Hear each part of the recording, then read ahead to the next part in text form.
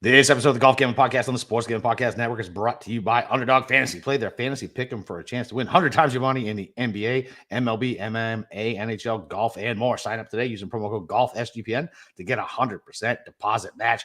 Plus, the NFL Draft is coming up, and Old Fashioned Football is giving away some autographed NFL merch. Head to sportsgamblingpodcast.com/off-contest. That's OFF contest to enter today. All right, D-Gens, welcome back. We weren't here on Sunday because we were getting back from being in Augusta, so that was pretty awesome. We're here to talk about the Heritage, do a little Masters recap. It's your boy Boston Cap with God himself, Steve Shermer. Steve, how are you, buddy? Hey, long time no see, man. Love the hat. So what else did you get besides the hat, by the way? Because I wasn't with you because it was, as you saw, a very overwhelming, stimuli, experience there in that store. So what else did you get besides the hat? So I got a putter cover for my Scotty Cameron. I got, I already had a golf towel because you sent it to me. A couple shirts, coffee mug. Okay. Bunch of random, and that little line at the end, they get you. Like I was looking for the little divot sets for Tommy and Pete, and I was like, where the fuck are they? I was like, well, I guess I guess I'm just not gonna get them, and I saw it. I was like, oh, thank God. And then there was a bunch of other little shit up there too. I was like, fuck. Yeah, it's basically master stocking stuffers. It really is. Like, all right, I'll get a little keychain. I'll get a 3-pack golf balls. Get a calendar because I was at line. And I got a panic attack because at that point, once you go into like the rope area there, like towards the catch, like you can't go back at that point. And I forgot to give my dad something. So I just grabbed a bunch of crap on the wall. He said he didn't want anything, but I grabbed a bunch of stuff on there. But yeah, it was, I had a long list of, I was very generous asking people if they wanted Masters stuff.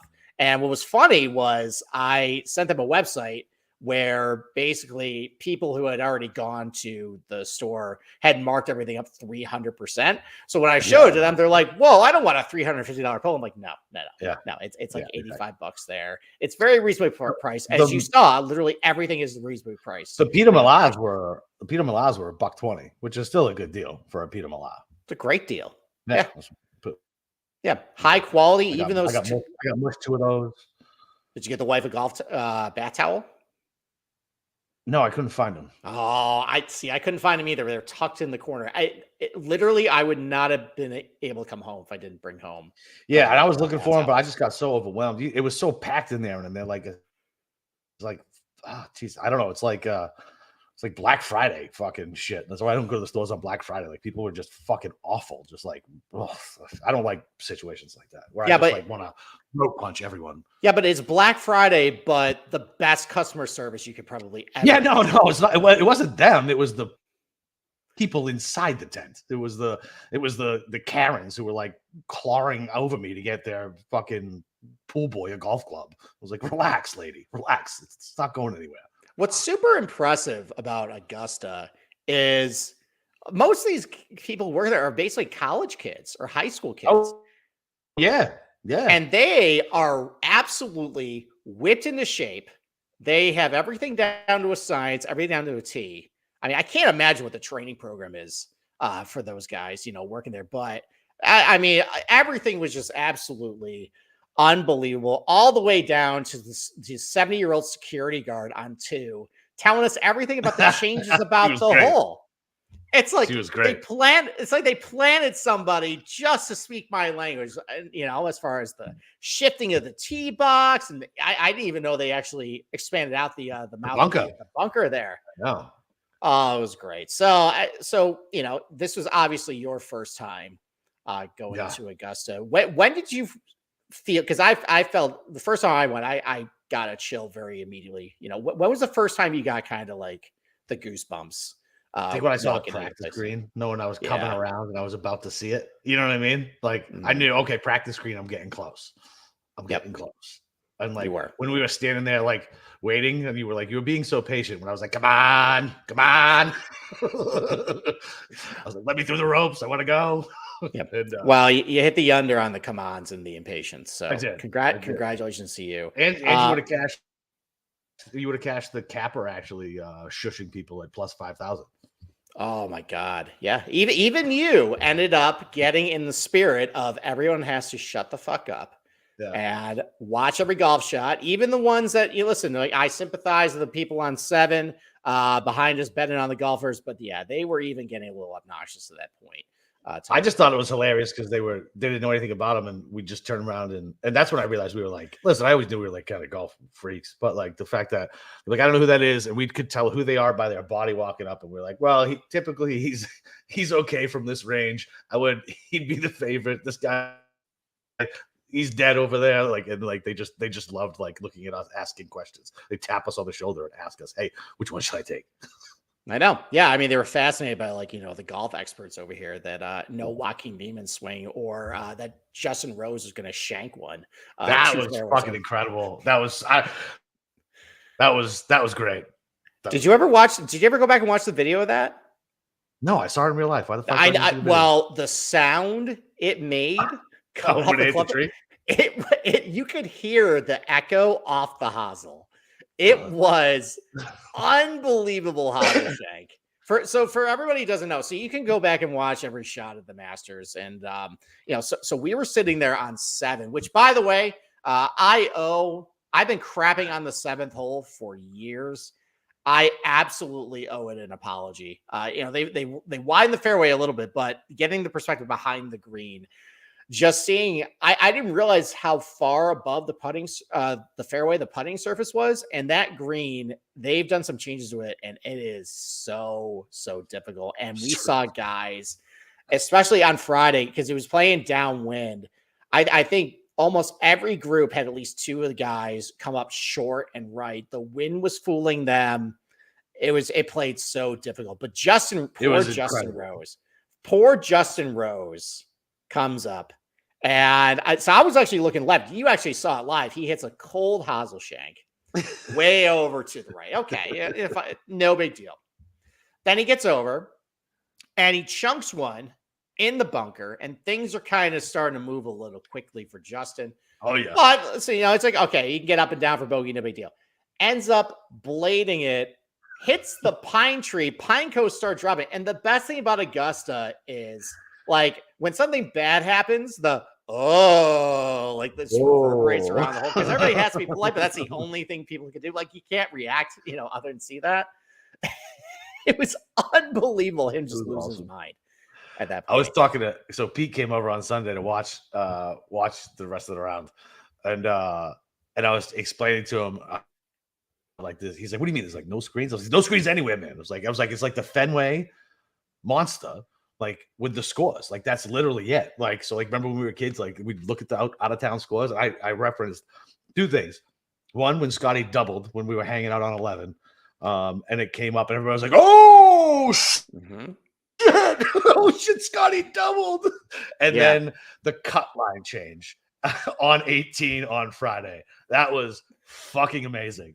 The cut line change and people cheered, and it warmed the cockles of my heart. I was like, yes, let's go. Yep. Because I think that led a lot of guys in at +6. I ended up cashing 2 made cut parlays because I moved to +6. So thank you so much. And this was probably the highlight of your Master experience, seeing Justin Thomas absolutely implode. Melt. So awesome. It was 12. I saw him. I thought he 4-jacked it, but he 3-jacked it. Then I saw him go long on 13, and then we saw him. No, that can't be it, because it was 15, 16, 17, 18. Yeah. So I saw him on 15, 16, and 18. I didn't see 17, but I saw 18, and he was super mad, and I was so happy. You were. Congratulations, you got your little revenge for Justin Thomas. That was going from what, +7 over 4 holes there. Woo. Epic. But I mean, we didn't see it in person, but you go back to watch the video highlights. Hovland lost his mind on Friday. Wyndham Clark made a couple really stupid mistakes, on Thursday and Friday. But yeah, like everybody probably watched it on TV, but it was so windy, and those greens just changed very quickly. It was so difficult. Like these guys were barely breathing on putts, and it was rolling like 3, 4, 5 feet past. It was Crazy. that. And what's great is we hadn't really seen the Masters of playing that firm and fast for a while. And that was the perfect conditions to go to. And but the weather was perfect. It was mid-70s, sunny the whole time. I don't know how you got away with not wearing any sunscreen. That's probably something you might want to get checked out. I told you before, man. Listen, when I was in Iraq, we used to literally put like fucking like oil on ourselves and go play horseshoes. It was 135 degrees outside. Like, if I got it, I got it. Then it's gonna show up. Like this ain't gonna get me. Okay. Yeah, but I mean, like, on Saturday we had the punch up leader. Sorry, go ahead. No. So on Saturday, so we're talking about go back and looking at shots. I tried to fucking find that Siwoo shot, and the Masters app wouldn't show me. I couldn't find the Siwoo shot when we were sitting on fucking 9, and he hit it over from 18. Oh. It just showed him. It just showed him hitting it from. It showed him hitting it out of the trees and then going to us, and then it didn't show anything else. I was like, "What the fuck?" I wanted to see how he got it over there. What happened after he hit it back over? That was crazy. Because I had money on him. I've noticed that that's not the first time the Masters have protected Siwoo. The integrity of him, because apparently the Masters app was super glitchy.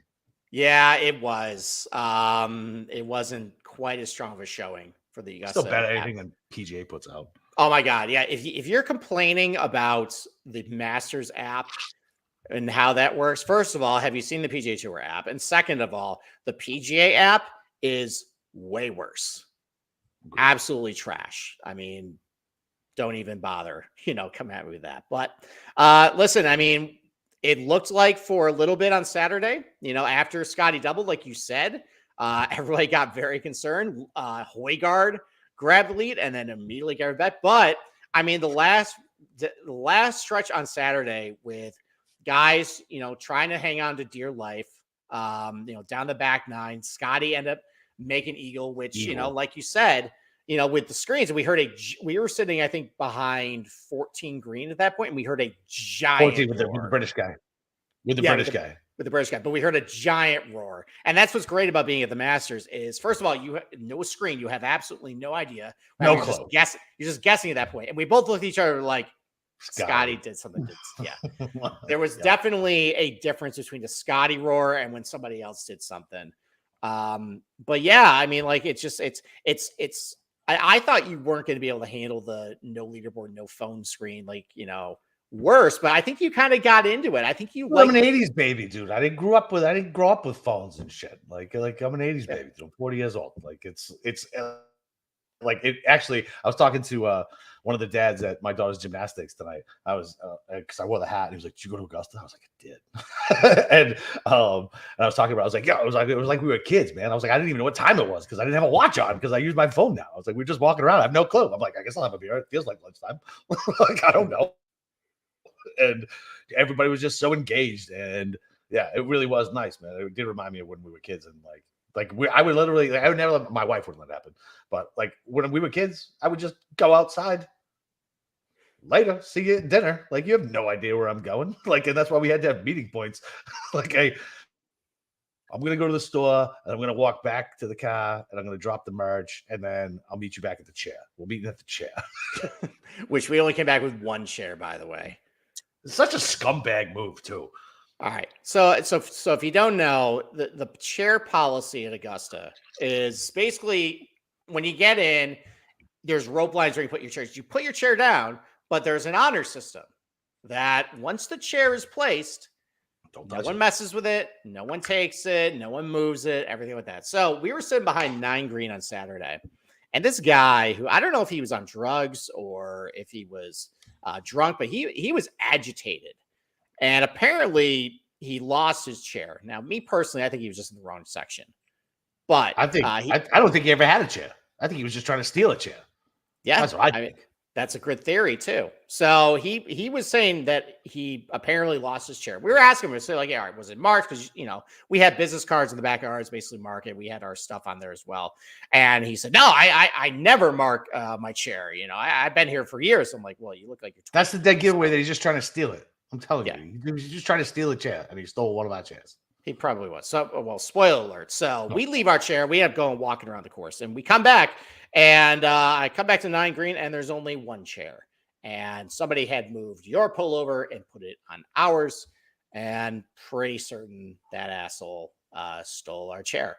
So I hope he gets genital warts. I hope horrible things happen to him. But luckily, because they were my dad's chairs, he lets you keep them. Because I was about to say, I was like, silver lining, I have a master's chair now. That is true. My brother-in-law wanted to get 2 chairs, so now we have 2 chairs in case, I don't know, we ever go back, and are fortunate enough to get patron tickets. Thank you, Larry, by the way, for the patron tickets. Absolutely.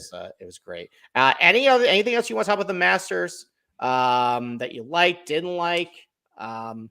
We can get into the Scotty and like the performance shit after we pay the bills. But like, no, I mean, I think the understatement of you don't know how hilly it is. You just don't know until you're physically there. And I know that sounds stupid. It's like, it's almost like you don't know until you have kids, that type of bullshit. But you fucking don't know until you show up. I thought I was crippled by the end of fucking Saturday.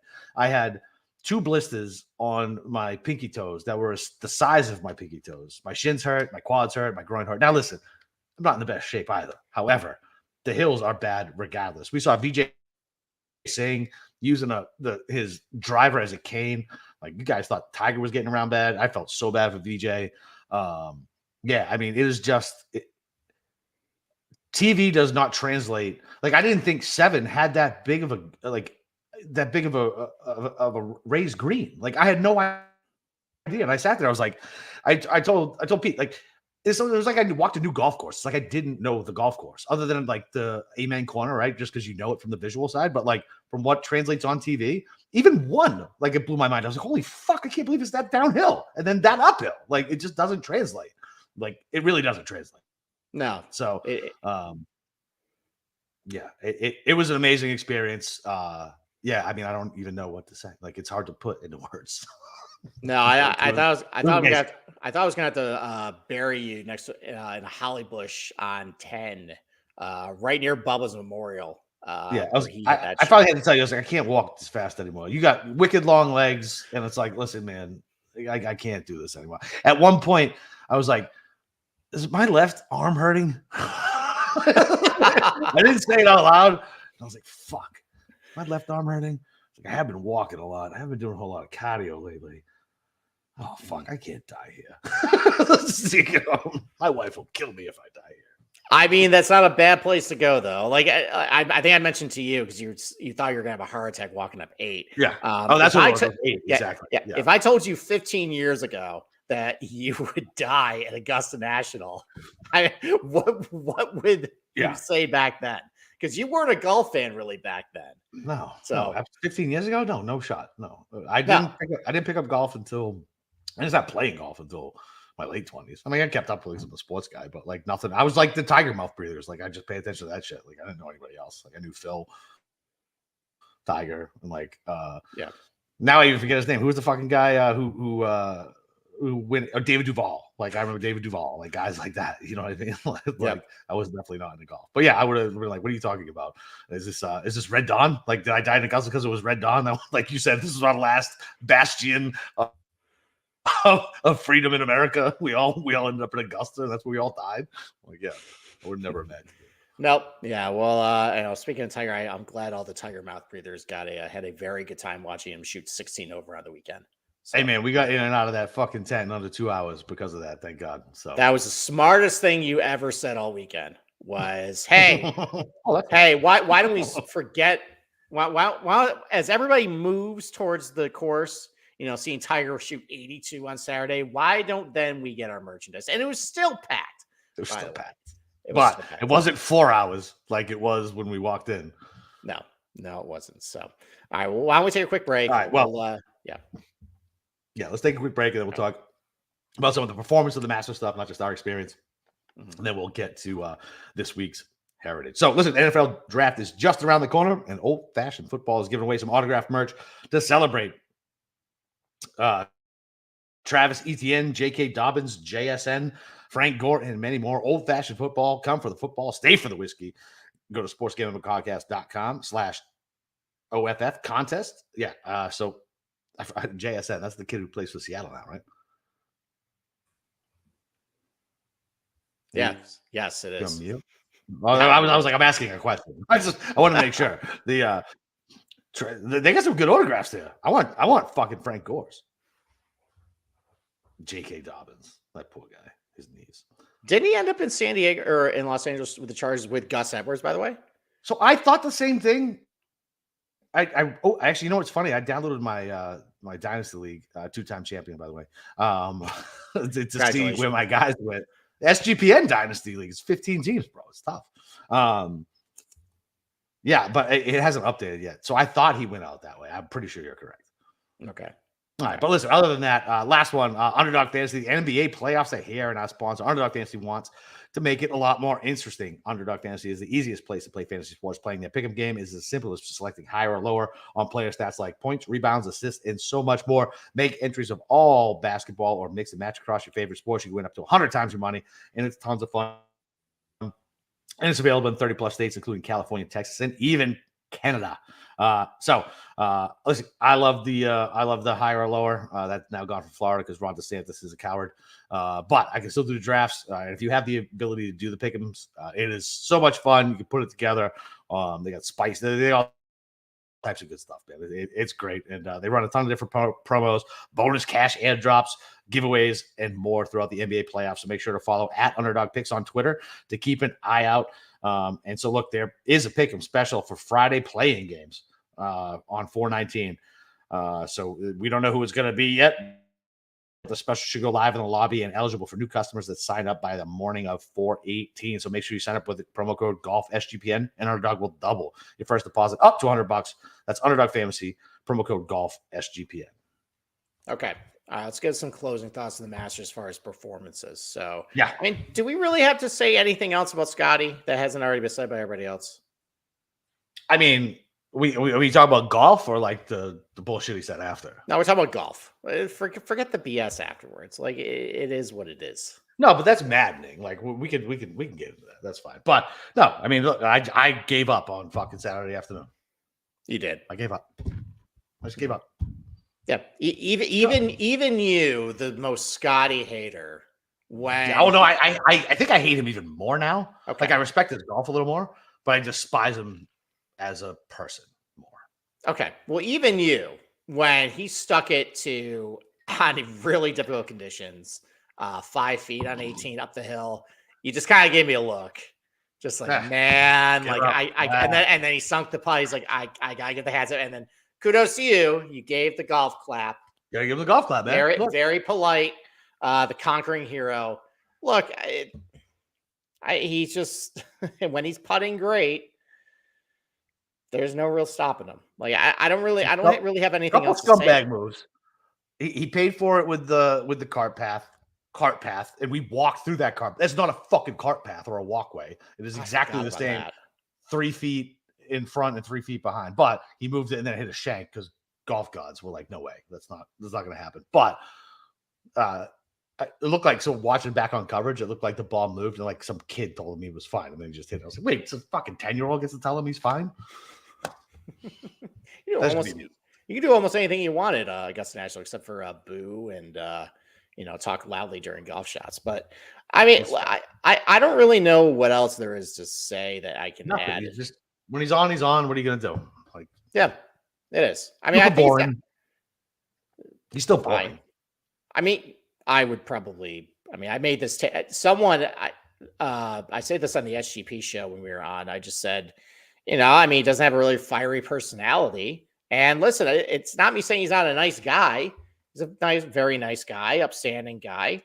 But unfortunately, that's not really going to draw eyeballs. I asked my friends afterwards and said, hey, with Scotty winning everything, is this going to make you watch golf more, watch golf less? Because, with the Tiger factor, when he started winning, everybody just wanted to watch him. And the response was, it doesn't move the needle for me. And he doesn't hit like incredible shots. Like can you think of a shot that like blew your mind?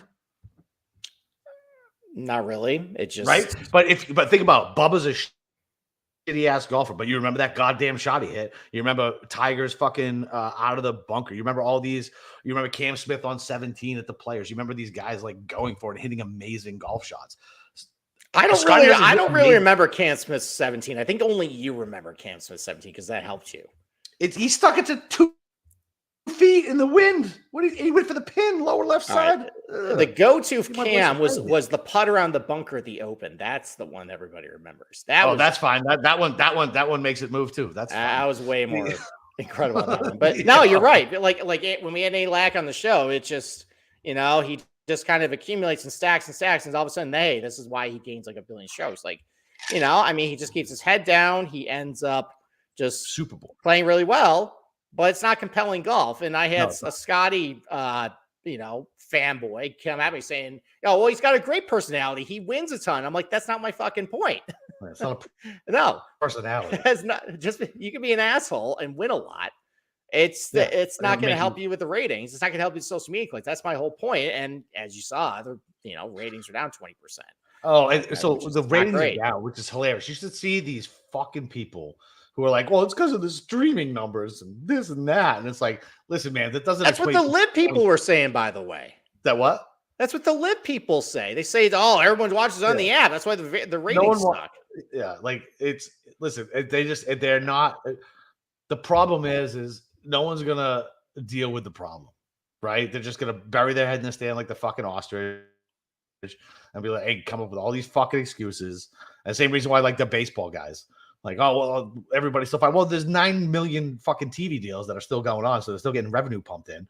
But look at all these regional sports channels that are fucking dying that just covered baseball because nobody watches baseball. You know why? Because baseball's fucking boring now. It's a bunch of fucking analytical stat head nerds who do nothing but talk about spin rate and exit velocity and this and that. And you got fucking guys going 5 innings. You got 9 pitchers changing between innings 5 through 9. It has killed the fucking sport. Analytics has killed the fun of the sport. And it's going to do the same thing to fucking golf if we don't get personalities back into it. And the only thing we talk about is fucking strokes gained. I got strokes gained right here. That's what I got. I want to see a golfer who is good and plays well and isn't looking at his goddamn TrackMan to see what his spin rate is. I want to see somebody with some imagination who gets stuck in a bad spot, can curve it around the tree, and stick it to fucking 3 feet. That's what I watch golf for. I don't watch golf for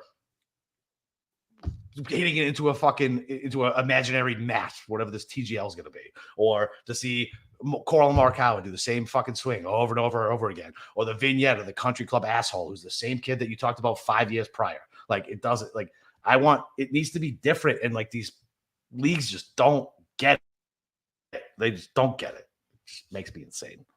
Well, I feel personally attacked by you going after the analytics guy in the strokes game. Listen, it's fine, man. Like, look, analytics should actually absolutely be part of it, but it shouldn't dictate. And look, golf's not there yet, right? So the baseball thing really. I would disagree. I think golf might be there yet with the. I don't think they're there.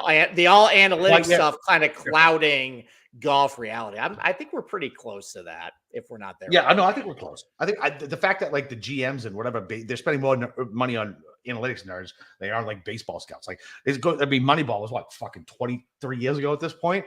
Guess what? Moneyball works during the regular season because there's a huge sample size, right? So it's going to fucking play out over and over and over again. So it's going to work over a 162 game season. But guess what? When you got to put your nuts on the table in a 5-game and 7-game series, Scott Hatterberg ain't going to do it for you. You need somebody who can actually hit and actually fucking play baseball. And it's the same thing with strokes gain data. Like, yeah, he's great Thursday through Saturday, but guess what? Nut cutting time. Where's he at? What's he doing? No, he craters because he's soft and he's worried about his spin rate on this shot, or I got to do this. Like, first of all, Max Homa is getting a huge fucking pass for going fucking 3-wood after going 2 behind on Scotty Scheffler. After the night before, he says he's that dog. That dog is never getting my money again. Fucking taking 3-wood off a par 5 down 2, coming down the back 9 stretch of the Masters. What was that? Never. 13? Yeah, never getting my money again. Never. Well, he is not that dog. He does not have it in him. I don't care. He's down 2 with the Masters back 9. Okay, he's not giving him a chance to go in 2. Can I explain why he might have went par 3-wood? Because it's easier to turn it over right to left with 3-wood. He can't turn it over with a driver. But he laid up. No, he hit a bad shot. That's what it was. He laid up after the 3-wood. Because he hit a bad tee shot at that point. Because he shouldn't have took the 3-wood. The golf god said, "You pussy, no." In the side. No, he hit a bad 3-wood. No. If he hit it right to left, he would have had a shorter approach shot. He would have been fine. But he blocked it out right. He didn't hit it right to left. He did not hit it right because he hit a bad shot. Okay, you're coming after Because for a club. You're coming after for a club selection. Okay, all right, pal. I think he I'm knows more. serious. He knows more about golf than you do. Dude, All right, let's not get into that.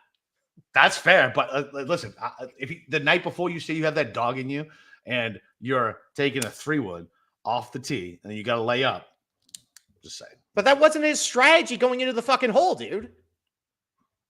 He tried. Should have had a different strategy after he dropped 2 shots. After, listen, he got a bad break, right? Like he didn't really miss it to get in the bushes. But reality is, you're still down 2, and you're chasing Scotty Scheffler. You have to go for it.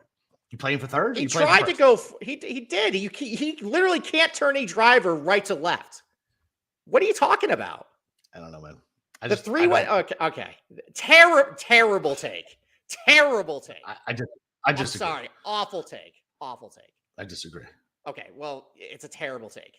Regardless, why don't we get you talking about something happier? Okay. Apparently, I was going to ask you, like, who was more impressive to you, Max Homa at least contending in the major, or Ludwig? But I think the answer is clear to you. It's Ludwig. Ludwig.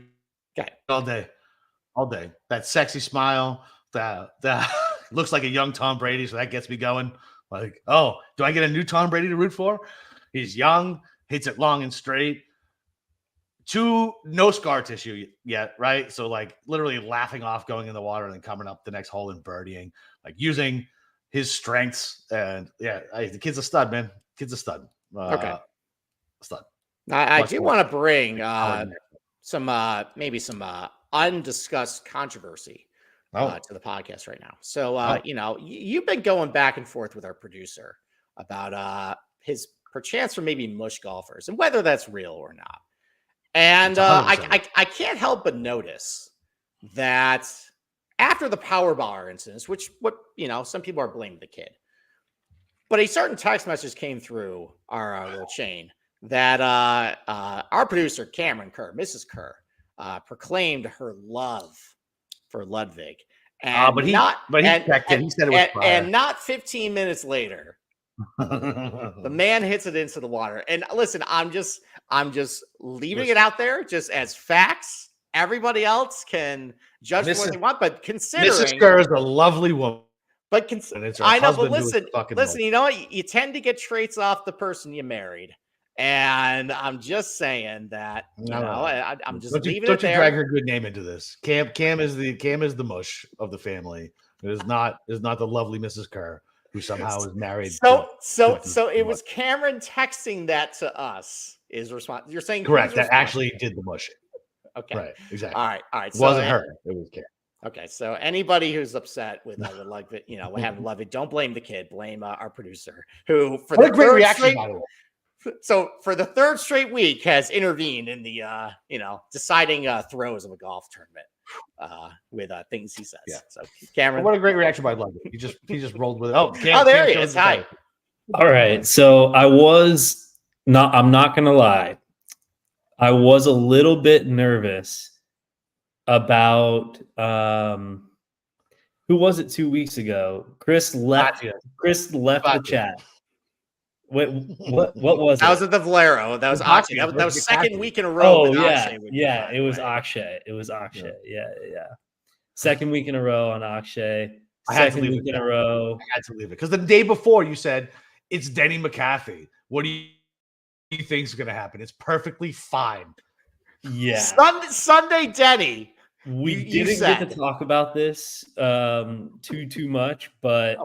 Not gonna lie, I was very nervous because I did say it's Denny McCarthy. He's going to implode on Sunday. And for the first 2 holes, he missed like easy 4-footers. He's one of the best putters in the world, missed easy 4-footers on the first 2 holes. And then all of a sudden had one of the best back nines I've ever seen. Yeah. And then looked like he was just going to steamroll Akshay in the playoff. And then he chunked it. And then he choked. And I was pretty nervous, not going to lie. But because I knew how pissed you would be. And now you have my address. Like, this is going to be bad. If, yeah. So, yeah, we never got to talk about that. But why is this box ticking, honey? It's weird. I don't know. But he still won. We still cashed. Yep. So Still cashed today. We still cashed. We did. Your wife's Thank not a God. mush. Your wife's not a mush, Cam. Your wife's not a mush. She's a lovely woman. I just figured I would bust your balls a little bit because I did find that a little funny. So I have a feeling there's a lot of how should Female Ludwig fans. Yes. I have a feeling there's a lot more like housewives that got stuck going to a Masters watch party on Sunday that absolutely. are now Ludwig fans because of one, the way he looks, but my wife said that she liked him because of the snack thing, like someone like smacked the snack out of his hand. Yeah. And the way he reacted was, she said it was quote unquote cute. So yeah. Listen, it's cute because he's like 6'5" from Scandinavia with dimples and looks like Tom Brady. Yep. Anything he does is going to look cute. It's fun. Yeah. He's adorable. He's young. He's like a puppy. It's like, oh, look at this young little adorable little puppy who hits it noggin straight. Everyone's gonna love him, including the women.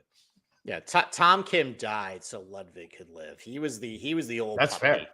And although Tom Kim first round leader, maybe he brings that Sunday Masters round to South Kakalaki.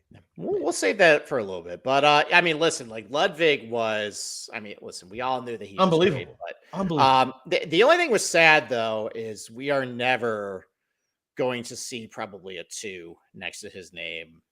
Probably in a long. We said the same thing about Colin Morikawa.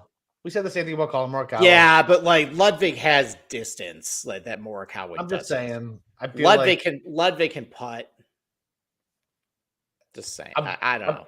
I will say we will see a 2 in front of his name at some point. Okay, fine. We're never going to see a 3 probably in front of his probably not a 3, but we really said the same thing about Colin. He went up to 45-1 this past week, so. You never know, man. You know how golf is, dude. Listen, he could change his swing coach like Vic. You know what I mean? And all of a sudden just be a complete mess.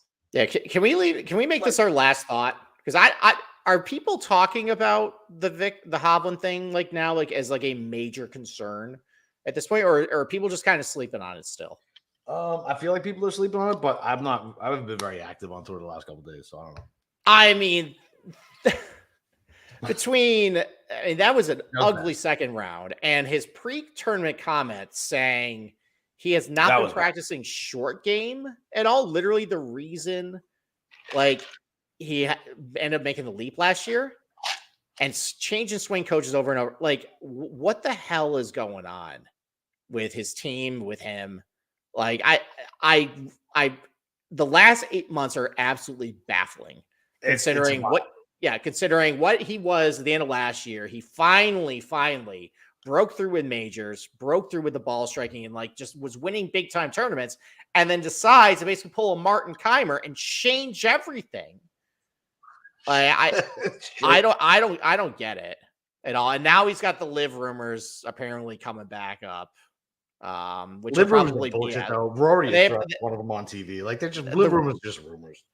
The Rory stuff was complete bullshit. I mean, I'm not sure that's garbage. But I mean, Hovland, there's been smoke around Hovland for a while. So I don't know. We'll see. But regardless, some disturbing body language out of Hovland on 2, and then on 15 when he basically tried to jam in an 8-inch putt and missed it. Rock bottom. And he looked miserable coming down on 18 too. So all right. I got nothing else. Got anything else? When you want to talk about Scotty being an absolute prick? No, I don't. We gotta talk about Harbor Town. Okay. All right. Let's actually talk about Harbor Town. Cliff Notes version. Harbor Town. Cliff Notes. It is. This is Harbor Town.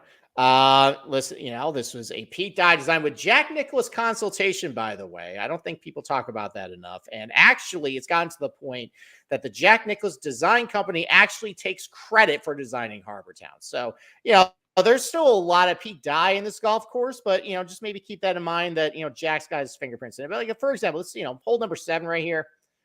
Pretty classic, Pete Dye, par 3, bunker wrapping all the way around, water on the left here, some lone pine, pine or sycamore trees, basically getting away if you're off, line. But what I really want to show you is, first of all, obviously, very tight in tree line. This is a very positional golf course. Distance is definitely not how you want to win here. But what I really want to do is show just the closing stretch of holes. Because honestly, the first 13 holes or so, other than maybe hole number 9, I don't really think Harbor Town's all that impressive just because every hole just is through the woods, plotting position, but it does have a pretty good closing stretch. And we've seen a lot of things happen down the stretch that really flip turns. For example, hole number 14 here. This is a par 3. You got water all the way to the right here. And what I really want to zoom in on is, so there's a tiny pot bunker right here. Trademark Pete Dye pot bunker. If you actually go back and look through the archives, these used to be kind of just a giant hole in the ground where you had to have a ladder go into it. It's almost like if you put palm trees and put sticks at the bottom, you could basically kill a bunch of tigers, or maybe use to kill some Americans in Vietnam War with that thing. But just a little tiny pot bunker here. This is also part 1 of how Shane Lowry ended up making Boston Capper very upset. A couple of years ago, he ended up chipping it into the water from this position right here, to kind of maybe ruin it. He's clearly not listening, by the way, because he would obviously react. I'm listening. Oh, you are? Okay. All right. You're just having your head down because you don't really want to relive some trauma. Well, let's relive some more trauma. Shane Lowry. Don't go to Lowry. No, don't do it. Shane Lowry, we actually called it right here that, I think I said Shane Lowry's leaking oil, and then he ends up hitting a nice little banana slice on the par 5 here, and that was the end of your little hour. Well, the end is when he chipped it in the water on. Well, that was on no, it's on 14 here. 14. It was on 14. That was almost. That was the end. I knew it was the end of that. This is the end. Well, anyways, this par 5 right here. Sometimes you might see guys go for it over the trees, but it's not I wouldn't say it's a very smart shot. You have water all the way here. There's not a whole lot of room really to miss. I think JT might have ended up in this pine straw one time all the way over here. But most of the time, you're going to see guys, even if they hit the fairway, just lay up to the the middle here, have a wedge into this par 5 here. If the wind is up, not a very easy hold the birdie, especially if you need some strokes. 16, kind of a similar hole here. You got some, it's a sharp dog left here. You got a couple trees.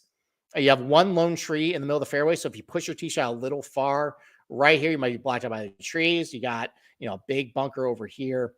17 is a really tough closing hole. Obviously water to the left. You got a big green wrapping around the left side here, a coffin bunker over the right, and it's usually into the wind. And then 18, one of the best closing holes in all of golf. Hit to the fat part of the fairway here, but you got the the Harbor Town Lighthouse here. You got some marshes and water over the left in case you missed. Let's relive some of my let's relive some of my trauma. So I had Patrick Cantlay in the playoff, and he was up against Jordan Spieth, and they both hit into the front bunker. Well, guess my luck. Which guy ended up plugging in the bunker? Patrick Cantlay, the one I bet. And Jordan Spieth ended up getting up and down, ended up winning. I lose my bet. Not very pleasant Harbor Town experience there, but hey, maybe Bitsy won the next year. I don't like this course. you want to stop talking right now about it?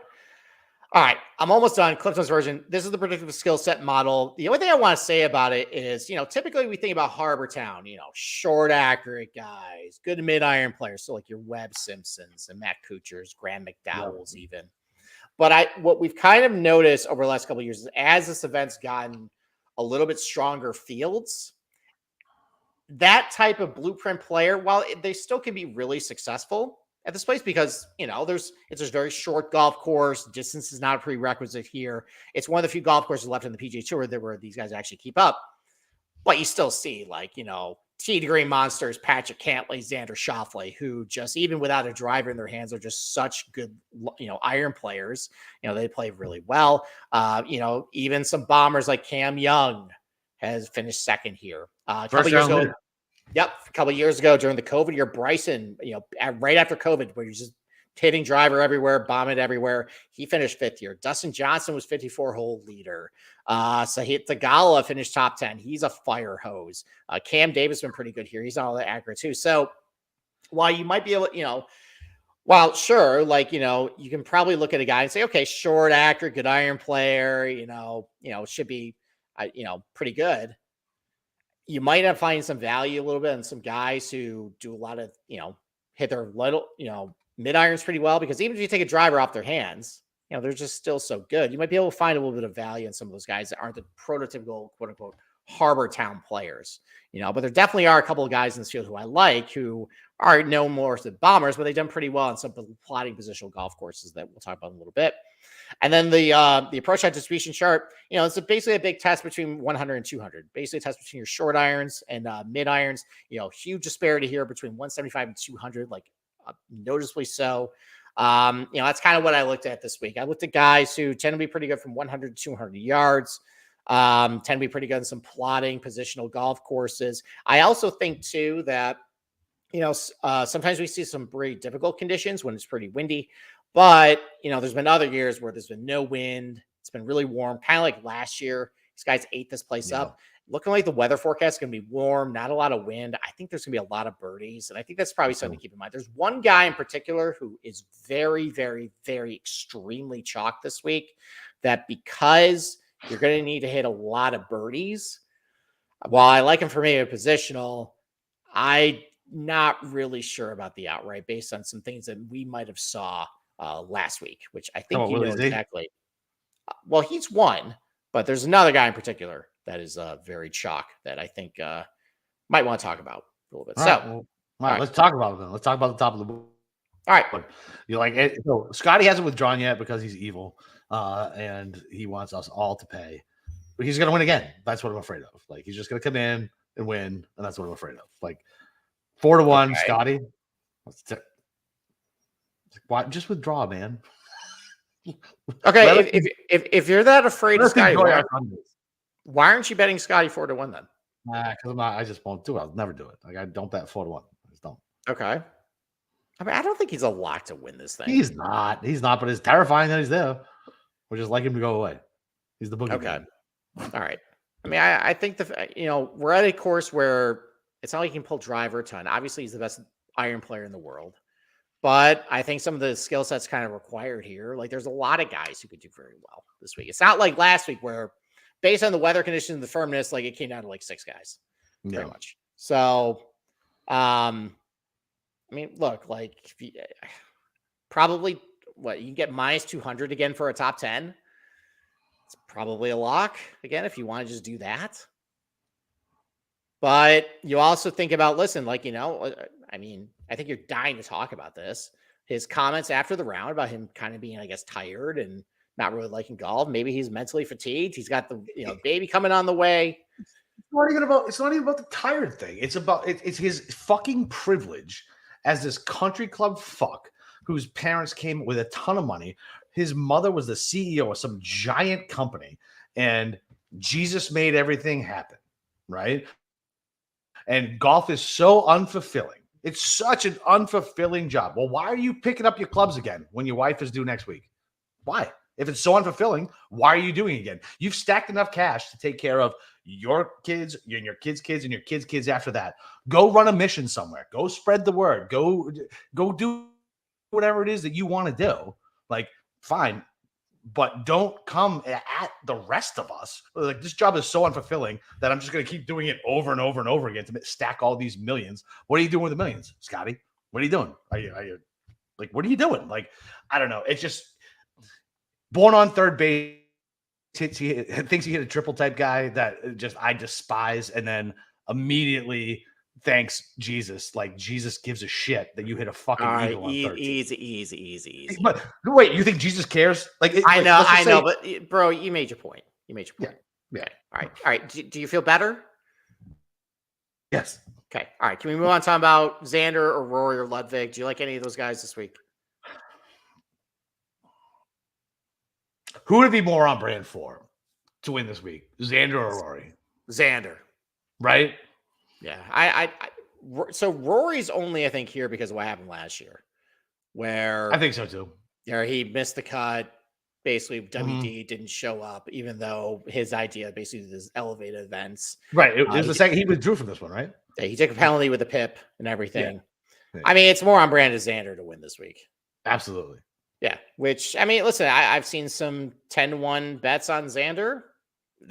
He's been awesome here. He fits pretty much every. I mean, even if you take the driver out of his hands based on his tee to green numbers, based on the fact that he's a great putter, makes a lot of birdies. Yeah, like not gonna knock it. I mean, I didn't bet any of these guys outright. I did bet Ludwig for a positional top 10 plus. So if we want to talk about, I took Xander top 10 at plus 115. I found. Okay, all right, that's fine. Yeah, okay. That's a perfectly acceptable bet. Ludwig plus 150. So obviously you get the Masters fatigue, but I don't think it matters. I don't think it matters with this kid. Like, he's young. I'm not worried about the fatigue. I also not to name names. I showed you there was a take that I saw about how you shouldn't play Ludwig this week because, and I quote, he didn't do well at TPC River Highlands last year when he finished 24th, a fellow Pete Dye golf course, by the way. Well, let's take out of it that that was his second pro start ever in a signature field with a cut, by the way, that your son god John Rahm missed the cut that week. And we're going to crush him because he finished 24th in his second start as a pro. I don't know. Maybe how about the fact he won Sea Island last fall, which is a pretty good conference place. How about you finish, top 10 at Sawgrass, which is another Pete Dye, more of a Pete Dye golf course than TPC River Highlands is, considering Bobby Weed tore apart that golf course and actually added 7 new holes at that place. Not a whole lot of Pete Dye in that place anywhere, even though he is a Pete Dye disciple. He worked under him. But, my point is, I mean, Ludwig, his best finish, a lot of his best finishes other than the Masters, last week, have been on plotting positional golf courses. He's just that good at golf. He makes a lot of birdies. I think he's gonna, I think he's definitely a threat to win this week. I didn't bet, sub 20-1 this week, but hey, top 10 plus 150 for Ludwig for a guy who's awesome. I'll take that. Yeah, so I got plus 130 top 10 for him. Okay. All right, I bet that, but I stared at that 16 for a minute, and I remember I was texting. I was like, "Oh, Scotty must have withdrew." It came off the board, and I was like, "Oh, never mind." He just got steamed down. Ludwig was the one who got steamed down, so I didn't get on it. But I was legitimately staring at that 16. Okay, all right. I think that kid is that good. He is that good. All right. So talk about another guy who gets steamed down. I told you that if what Cantley did. Cantley was back to his usual. Tee to green, really good. Can't putt at Augusta. Can I ask you something though? Sure. As far as like the tee to green numbers, he holed out from 2 different holes. So how much does that change his tee to green numbers? Okay, I mean then he only gains 4 tee to green. Okay, so that's my question. So I didn't know I didn't know how it would translate. He gained 6 tee to green for the week. Okay. So now it's only 4. Still pretty good. Yeah. But, listen, I mean, he took a month off, came back and actually hit the ball pretty well and did his usual can't putt at Augusta. We've seen this track record before where he ends up doing that, comes to Harbor Town, where I was going to say it, losers sometimes win this thing. And Patrick Cantley's kind of a loser, in my humble opinion. And maybe he's back. And I saw 20 on him. I said if I saw 20 on Cantley, I was just going to bet it. I am doing it. Now he's back to down like 14 or so. So apparently I'm not the only one with that idea. I would have bet Cantley if the Cowards of Hard Rock he opened up at 14 for me. Ugh, disgusting. But so you know me, I never do top 10s. I have 3 top 10s this week. And Cantley is my other top 10 at plus 150. All right. So who blows it? Cantley, Xander, Ludwig top 10. Because you're not hitting all 3. You're not hitting all 3. Reality, probably all 3. But if I had to pick one, it would be Ludwig, just because he's young. Okay, so the fatigue is real. Maybe I don't really believe that, but maybe his so good here. Maybe his 24th at his signature event Travelers really is indicative. Maybe that's a huge indictment on him. Yeah, I don't think that's the indictment. I just think that I don't know. I just think that both of these assholes, there's money up top, and that's all Xander and Cantley care about. So okay, all right, let's move past this. Let's go between like 20 and 50. Who have you bet Yep. outright in this range? So I texted you both. I bet the guy who I said would never win the tournament, Cam Young at 25. Okay. He was first round leader here. And I said he ended up coming through for us on Sunday, but he did do his typical Sunday collapse. I don't really like this bet, but because of everything you talked about, right? Like, look, as these past couple terms have come on, it's not the Kuchers anymore. It's the guys who do hit the ball long. And Cam Young hits it fucking long. He showed me at least a little bit at the Masters. And 25 at a course like this where he came in third? He come in third or second here? I don't remember. They came in third. He's one shot out of the playoff. Yeah. So, yeah, at 25 to 1, his skill set, I don't know, fine. Like, I'm just looking for it, and I'll take that. And then I cashed out a clack at 25. He got moved back to 30, so I jumped back in at 30 because I don't care what he did at the Masters. He's a debutante, and if you're going to put a guy who is long and straight and was a lipped out putt away from fucking going to a playoff at TPC and has won a major and has won an elevated event at 30 to 1, I'm going to bet him blindly every time until I have enough scar tissue where I won't. So that's it. Okay. All right. I also bet Clark and Young. Yeah. I got a little better numbers than you, but Of course you did. I'm not going to make you jealous. But listen, I echo everything you say about Cam Young. Obviously came third here a couple of years ago. Just hitting the ball really good this year. One of the best between 100 and 200 yards in the field from that range. The birdie rates are pretty good. He's been putting pretty well on these Poa Trivialis overseeded surfaces as well. So, we just saw him putt pretty well at Innisbrook. The Bermuda was starting to come up there too. So, same agronomy as what we just saw there. He came second. And I bet Wyndham Clark as well. I'm not really all that fazed by what happened at Augusta National. He made some stupid rookie mistakes, but look, again, like you wouldn't think this would be a prototypical Wyndham Clark golf course. And, the results haven't really been there for him, but we also said the same thing about Sawgrass. A couple weeks. Yeah. And look at Pebble. Look, he did good at Pebble too. Right. Or Pebble. Like those are golf courses that take the driver out of the hand. I don't think he would have held on, but what a fucking round. Right. Maybe he still finishes top 5 that week. Right. So, and he finishes second at Sawgrass. I wouldn't think either golf course is a Wyndham Clark golf course. I think my only concern is respect from the book. No respect for the books whatsoever. There really isn't. Actually, I'll tell you the number. He tipped a 40 on a book, and I bet that. I know. All right, Dieter. God damn it. Fine. Let's talk about Willie Z at 30 to 1. Let's just talk about him. I'm not a Willie Z guy. I think at a birdie fest that it's going to turn into, I don't want to be on it. I have scar tissue with him watching that putting stroke. I've lost money on him with that terrible putting stroke. And I know you don't have to be a putter here. And tee to green is much more important in reality. And longer hitters are going, and this course should fit him. And I know he did all right over the weekend. I'm not back with Willie Z yet. I'm just not. Okay, Steve. All right. So there's narrative straight about how he loves the golf course. I don't give a fuck. Yeah, I like certain golf courses. Which is great. The same applied a couple years ago, and they tanked over the weekend. I think that tee to green, iron numbers, no concern. I think my concern though with him, he sucks putting on the overseeded Poa Trivialis. So bad. Sucks. And he's a bad putter to begin with. Well, he's good on really difficult greens because I think that shrinks the gap between him and other people. And he's a good lag putter, but he's a great lag putter. He's great. You got to hold some putts this week. And if the winning score is probably going to be 18, 19, 20 under, which I think it's going to be, I just don't think he's going to hold enough putts, especially on the surface that he hasn't had a lot of success on. So I'm out on Will Z. All right, Dieter. Best of luck, buddy. We won't take him. And if he wins, congratulations. Congratulations to you. You won't be here. I won't be here next week for you to gloat because I'm on vacation. So congratulations to that. Same thing with Shane Lowry, by the way. That's another chalk pick. Same concerns. But I bet him positional, though, because I actually said I think Shane Lowry plus 150 for a top 20 just seems a lock. Can't do it. Can't do it. Not even a top 20 in an 80-man field. Nope. Really? He's been so good here, though. I don't care. You don't care. What happened at the Masters really scarred you that much. You couple that and what happened here when I had the outright ticket on him. Yes, it scarred me that much. When he chipped it into the water, I almost smashed my TV.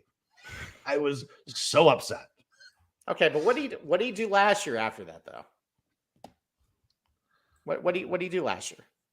Okay. He finished T67. Yeah. All right. So you know what? Maybe he is scarred a little bit. Yeah. Okay. Think about when you come up on on your local course that you play constantly. You have a hole that you fucking hate, or you have some bad scar tissue with. He's gonna do that every time he comes up to that because he literally chipped the fucking tournament away. Okay. Well, I don't need him to win. I just need him to finish top 20. Fine. Listen, I'm not shitting on it. You're right. It's top 20 in an 80-man field at plus 150. World-class golfer. Didn't play well last week, but look, he's way fatter than fucking I am, and I had a hard time going up and down that course. I can't imagine what he did. I mean, he still hit the ball great. Yeah, exactly. So he's a better athlete than you still. But by the time he got to the green, he couldn't focus on the fucking putt because he was so goddamn winded.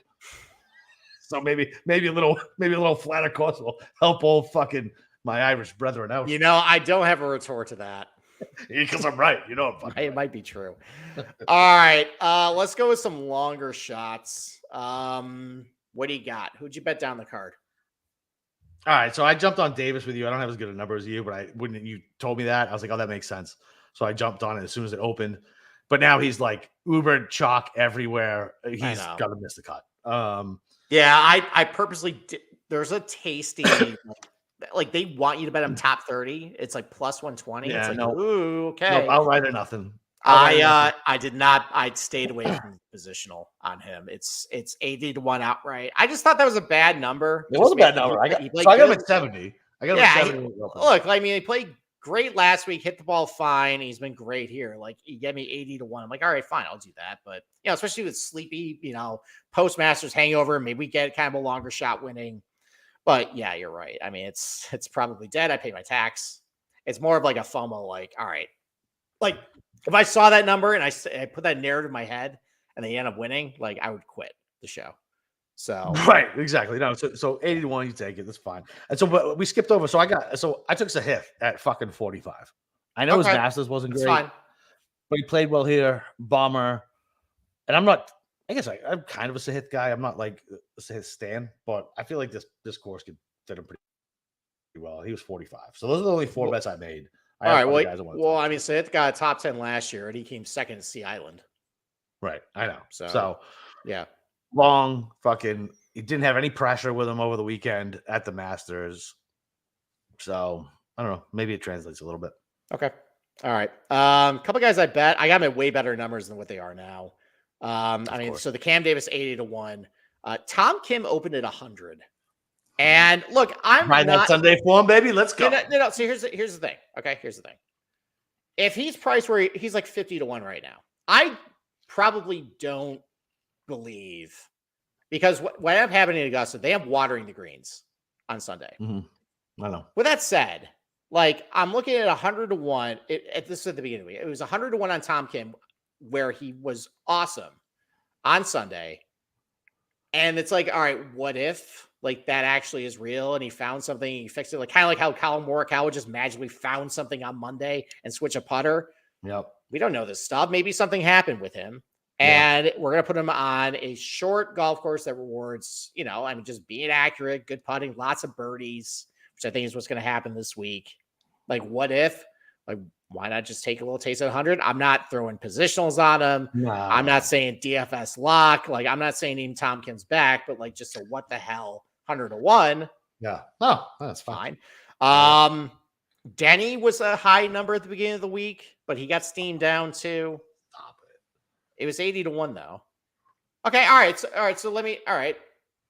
So similar situation as last year, coming off the US Open, goes to Travelers. Mm-hmm. Finished 5th. One? Keegan, who's 75. That's another guy I'm going to talk about. Let's go. A little bit, but look, I mean, he's a loser. He's never won on tour. Okay, near did Matthew Pavon at Torrey Pines. That's fine. He's another guy who's 85-1 who might look okay here. Which I think I just bet him out of spite the fact that I like him and you were just constantly shit talking him while we were walking around following him. I was like, I like him. I don't understand why you hate him so much. And then he outdrove, was with Homa? And I was like, it is Pavon. I told you he hit it fucking long. Yeah, I think I wanted to make him pee in the cup. Like that's usually doesn't happen with him. I don't care. Give that Balco clear, baby. Let's go. Okay. I want to bet Pavana 85, and I want to bet Keegs at 75. Yeah. Okay, well, hold on. I wasn't done. Sepp Straka, I got Sepp Straka at 100-1. He's now steamed down. But hey, coming off a good Masters, got a second place finish here. You know, he can make a lot of birdies. 100-1? That's fucking, I got him at 50 at 100. Right. Like, I put these guys in, like, the Tom Kims, the McCarthys, the Davises, the Strakas. Like, we are now in a post June 6th landscape where these guys really just don't care. Right. So, and, you know, we're about to have some rinky-dink BS events coming up for the next 2 weeks. You know, these guys are only here because it is a signature event at this point. So what if we get one of these guys just kind of clips one off, you know? I consider JT Poston, you know, respectful finish at the Masters. He's the best JT on tour right now. Maybe. But respectable finish at the Masters, you know, if he's playing, you know, he was playing bad for a while, but, you know, earlier in the season, he was pretty good. Everybody was betting him. And if he's back on form, this would be a good bet. I consider Keegan. Good finish last week. You know, won Travelers, won a Birdie Fest. Yep. That's consideration. Was looking hard. I don't think for a win, but Tom Hoagie, like positional type place, hitting the irons. I don't trust him anymore. I cannot bet him anymore. All right, so he hasn't been all that good at Harbor Town, but like last couple events, so T14 at Houston Open, T12 at API, 8th at Genesis, 17 at Phoenix Open, 6th at Pebble Beach, 17th Amex. They're playing good golf this year. And, you know, I mean, he hasn't had a lot of success here, but makes a lot of birdies, putting well, iron numbers look pretty good. Won at Pebble. Good at Sawgrass, good at course PJ West. It's a course record. That's all. That's not terrible. No, it's not terrible. It's not terrible. I might end up going back and adding like a top 30 because you're right. I don't know if I trust him either, but add like a positional top 30. Yeah, that's fine. That's not bad. That's really it though. I mean, I mentioned a lot of names though, I guess. So that's fine. Some other positionals I got. I went with the obligatory Matt Fitzpatrick positional top 20. On him. Corey Connors top 20. Well, that worked out great for me at the fucking Masters cocksucker. Well, maybe it'll work out a little better this week at Harbor Town. But that's about it. We'll have a betting card out tomorrow. You know, I got nothing else. Yeah, any other bets that you made, or that's it? Yeah, so I think I'm gonna bet in Pavan and Keegs, and then I got 2 down the line that I'm just gonna bet, I think, until I don't know, I get sick of it. Seamus at fucking 275-1, and then Toasty at 500-1. Okay. All right. We got a comment. I'm going to put it up right now. Swing a parlay of Cam Davis top 20, Lowry top 10, Cantlay top 5. Capper, who blows that parlay? Davis. It's got to be Davis, right? Davis. Chalk Davis cannot be. Chalk Davis never works out ever. But as a parlay, it makes sense. I get it. No, absolutely. It's Listen, probably I'm a guy who does below that. I'm a guy who does round robin first round 3 balls, so I have no judgment for. Well, it's like that make cut parlay last week. Actually, I think it didn't because it was the sucker DK boost of Scotty, Xander, Hideki making it because they went to +6, and DJ who terrible. DJ just went. I don't give a fuck. Yes, that was bad. Cam, you want to chime in here because you are Mr. Outright, you know. Yeah, who you got, Cam? So I laid -144 with Chris Kirk against Cam Davis. Like, that's disgusting. Like that, it felt so gross. So, but that I feel like that's great because the books are respecting Kirk and not Davis because they're getting so much square money probably on Davis that you make you pay juice for Kirk. Interesting. Yeah, that's a dude I wouldn't trust either, though.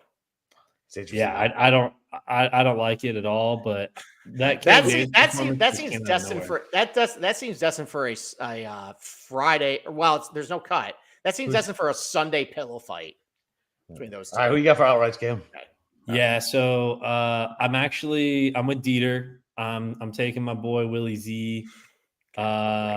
And we're just gonna hope for the best. I mean, it's really just Kenny putter, Kenny not. And I feel like the greens here are gonna be easier than they were at Augusta. So maybe maybe he gained some confidence just not seeing as much undulation or something like that. Yeah, that's like the opposite of what happens with Zalatoris in his career, but okay. That's true. Yeah, he puts better on. He puts better on. Yeah. Why does Max have a 3 after his name? Because he fucking stinks, and he's a coward, and he does not have that dog in him. I think this is a golf course that probably doesn't fit a lot of what Max does well. Is my guess? Yeah, you're gonna bet him anyway. It doesn't matter what we say. Just bet him. Yeah, I always bet. Like, I regretted not betting Akshay when I thought he was going to win before the Valero, and then I bet him the next week, and then he won. So, and I regretted not betting Max at the Masters, and so I'm going to bet him this week. Sahith, I'm with you. Got him at 45. Eric Cole, 110. There was a time. I love it, baby. I love it. I don't hate that either. We used to bet Eric Cole at 20. I bet him one time at like 30. Yeah. So at 110, like, I'm gonna throw some money. I'm with you on Pavon too. And then Pavon's a good little player, no matter what Steve says. He just doesn't like the French, apparently. And then I feel like no one is on Rory this week. So I had a lot of room, so I put Rory on at 18. Okay. 18 is a good number on Rory, though. 18 is a good number. It is.